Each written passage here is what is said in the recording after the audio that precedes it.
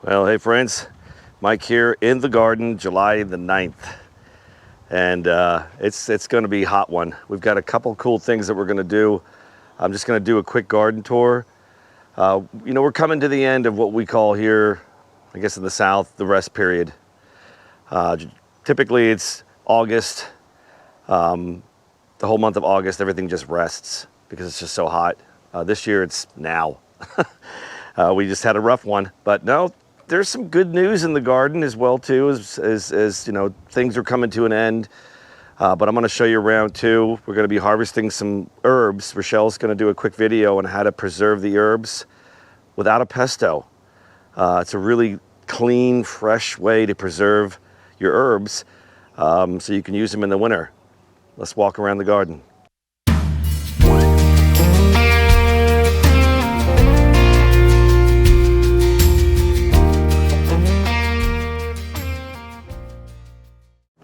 Well, we tried the hugelkultur garden. We tried planting 3 times.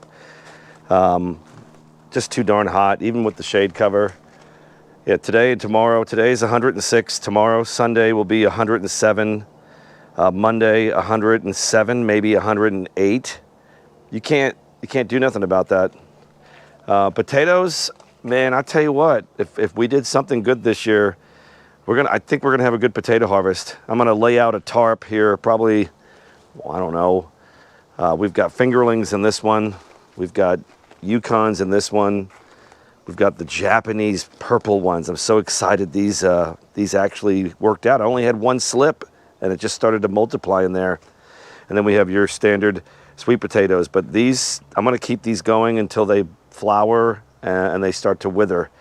So probably another month or so for those, but these, we're probably gonna harvest these here. We'll see, 2, 3 to 4 weeks. I mean, they're doing new sprouts. So I'm gonna let it go, keep it watered nice, natural fertilizer.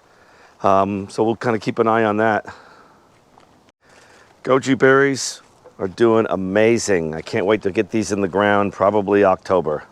But look at this, I have to keep pruning them. They're so beautiful, these flowers. Are so nice. So I'm gonna have to come out here today and prune these. Look at that, isn't that just pretty? These are the ones that I had in water. I went ahead and planted them. We'll see how they do. If they don't make it, that's fine. We have plenty of goju berries that we can cut and restart, new starts. Oh, there's another good looking flower. Yeah, so we're keeping these watered, keeping them under the 40% shade cover. Late September, they're going all over the ground. Backyard, I'll probably plant some in the front yard as well. So this is our first year to grow on these grow tables. I've mentioned in the past, I learned how to make these grow tables from Hollis and Nancy's homestead in Florida. What a wealth of knowledge these folks are. They're wonderful people. Grow table here, I modified it a little bit, the 30-gallon grow table. This, just a quick little grow table. It's amazing how in the 5-gallon buckets, things are doing amazing. Let's see, I forgot what this was. Anaheim, chilies, fingerling potatoes, horseradish. So I'm really excited about that. When that starts to consume the bucket, we'll go ahead and pull it out and see how much horseradish. Hey, tomatoes in the ground. Look, they're green, but they're not producing any tomatoes. I've tried everything. Probably gonna end up pulling these up, letting the ground rest, mulch everything. Cherry tomatoes. Hey, we've got a couple tomatoes here. We've got a lot of dead, burnt foliage, but we'll keep these going for a little bit longer. I have hope. Poblanos, look how beautiful these plants are. They're just really not producing. And I haven't really seen a lot of flowers. There's some up top. I might end up pruning these and then kind of work them through in the fall. Maybe they'll start to produce. Armenian cucumbers. Well, look, they look really healthy. They've got a bunch of buds, but they just stopped producing. I know we did our series video on the Armenians. We made pickles. So good, by the way. They're just not producing anymore. You know, I think it's probably because we're not using rainwater. We are on county water, and there's just a lot of chemicals and stuff. I've tried all the different horticultural molasses. I've tried everything, but with the heat, intense heat, over 100 to 107, it's just, the plant's just not going to do it. So peppers are doing really good. We're still producing peppers. Jalapenos, the cayenne, sriracha, the banana peppers. So we're still producing, and I'm standing under the shade cover. We're going to leave this up because when we start planting the fall garden here in late September and October, it's going to be 100. No joke. So I want some protection. Come mid-October, all this should be coming down. We should get our first cool front. And a cool front here in Texas means it's only going to be in the upper 80s during the day and 60s at night. So that's a cool front. Beans are doing good. They're going to be starting to produce. Everything else on the fence, the pickling cucumbers, I've been watering, I've been doing everything. Oh, look, we've got a friend.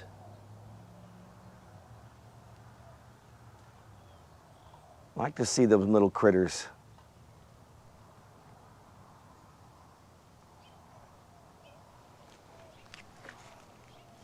What's up, buddy? It's going to be hot today. The herbs are pretty much, the annuals are done. The herbs like the oregano, perennials, they're gonna do fine. But a lot of the basils, the different Cuban basils and different things that we have, the parsley. I already harvested parsley, and I've harvested cilantro. So Rochelle can show you how she preserves them. I've got to weed the garden as well too and remulch. The thyme is really having a hard time, no pun intended. But with the heat, it's just not a hot climate plant. But here when we get rains and it gets cool, it is a perennial. It will pop back up out of the ground and then just flourish. The chame Korean melons, hey, I'm excited. We've got a couple of melons. Now from the research that I've done, they don't really get that big. They should get bigger than that. If not, you know what I'm gonna do? I'm gonna go ahead and harvest them, peel them, and then process them and put them in freezer bags and then freeze them. When I have enough, I'll go ahead and make a nice sorbet. They're supposed to be one of the sweetest fruits, melons. So really excited about that. And we did a series on that. So that's gonna be posted probably here in about a week or two. Well, one thing I'm really excited about is our morning glories. Even though it's been super, super hot, we've been watering and there's a lot of mulch under there. Every morning we're getting this beautiful color show. Of course, this is Rochelle's flower garden area. There's sunflowers. Look at those morning glories. That'll just lift your spirits. This whole space right here, it's just a dog run. The dogs come out here to use the restroom or whatnot. But I'm gonna go ahead and I've already talked, I got a permission from Miss Rochelle. We'll have to double check that again, but I'm gonna be building raised beds. Not too high, 24 inches, 2 foot wide.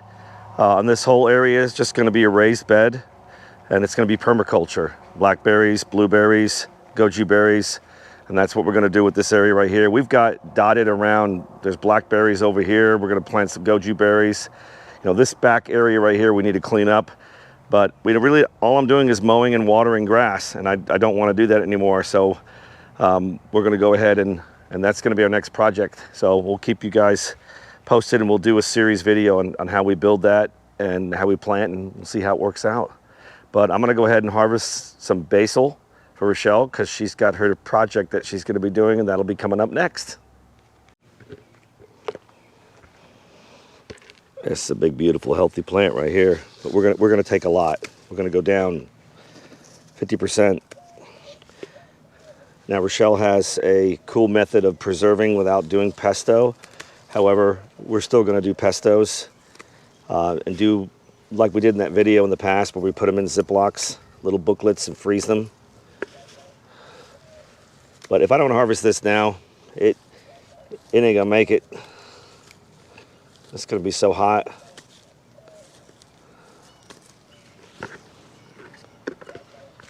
God, it's just so nice.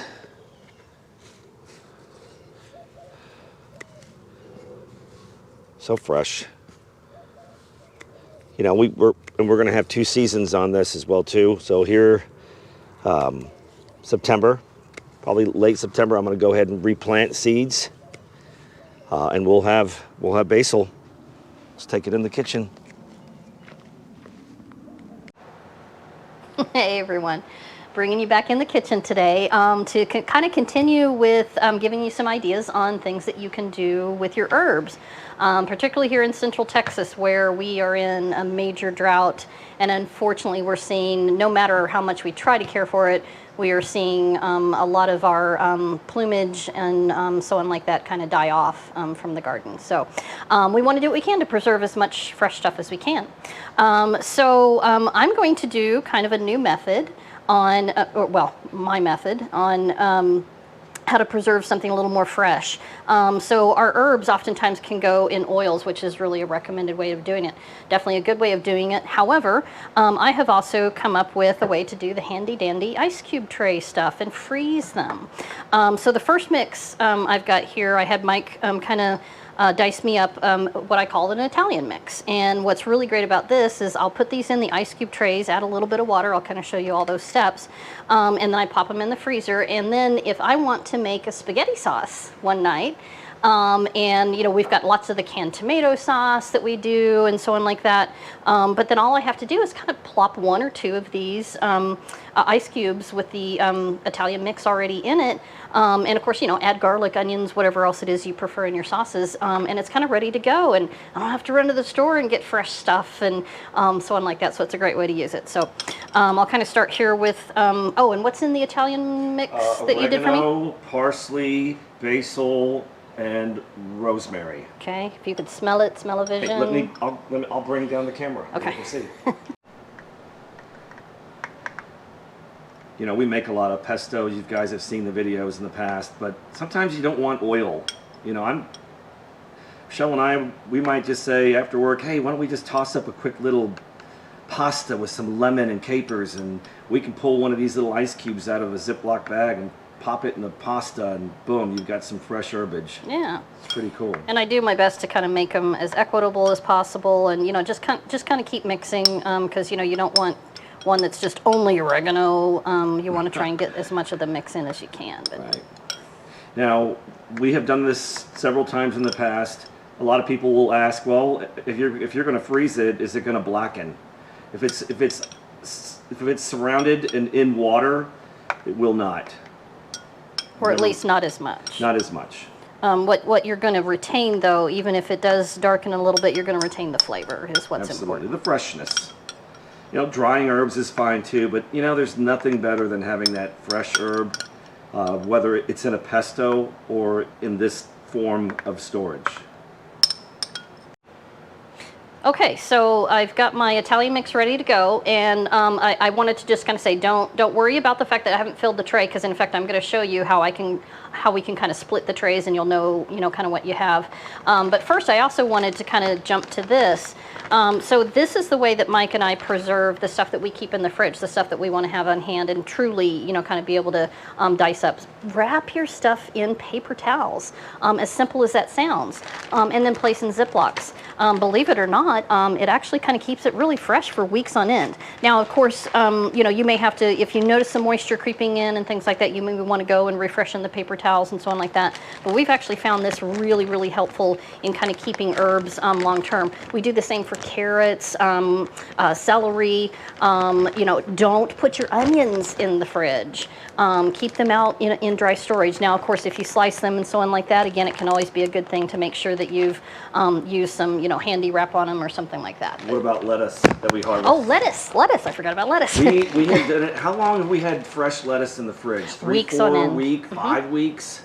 Every once in a while, you'll get a little tip that maybe the paper towel didn't cover it enough that you might want to kind of tear off. But yeah, it's really been amazing how long it keeps sort of those fresh vegetables and herbs kind of ready to go for you. So, cool. all right, so we've got the Italian mix ready to go here, and then just bottled water. Now I prefer bottled water. If you have filtered water from your fridge, you know, whatever works. For those of you that have a filter, you know, on your sink, use what you need, and then just kind of tip it in. Here, I'll zoom the camera in and you can set it down. Oh, okay, that would be.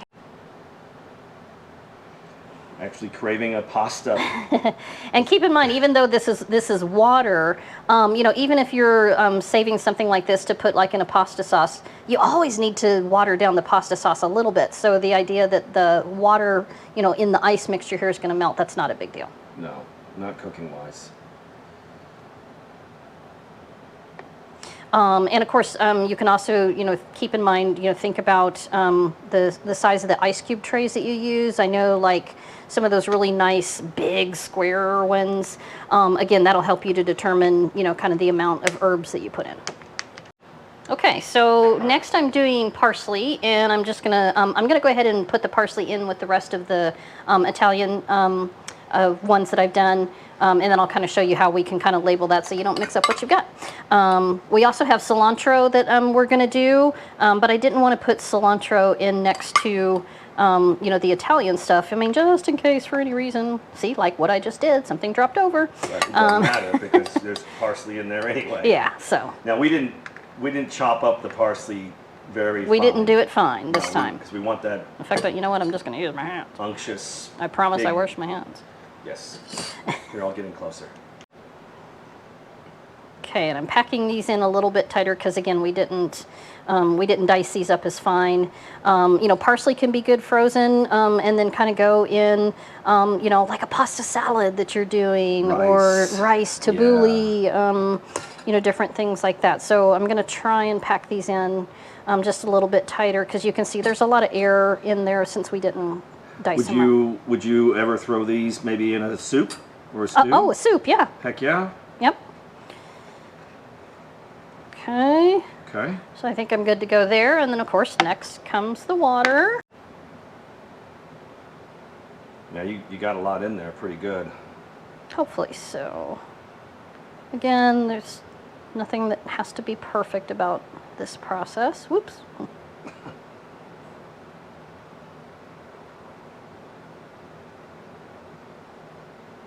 Okay.